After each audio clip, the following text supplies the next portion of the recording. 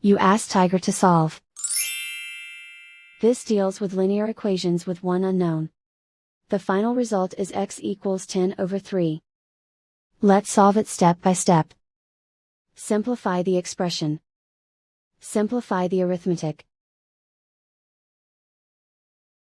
Group all constants on the right side of the equation.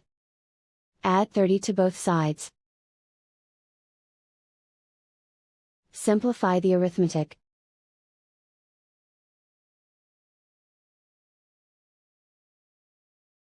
Isolate the x. Divide both sides by 9. Simplify the fraction. Find the greatest common factor of the numerator and denominator. Factor out and cancel the greatest common factor. And so the final result is x equals 10/3.